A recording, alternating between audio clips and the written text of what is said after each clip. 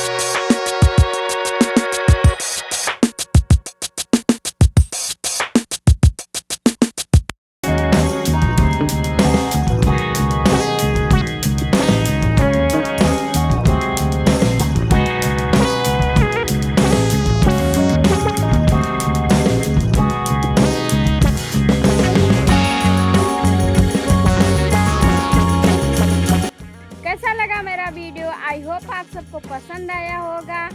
और next video में हम क्या DIY बनाएं, आप सब कमेंट में जरूर बताएं। और मिलते हैं नेक्स्ट वीडियो। तब तक जय श्री राम, जय माता दी। अपना ख्याल रखें।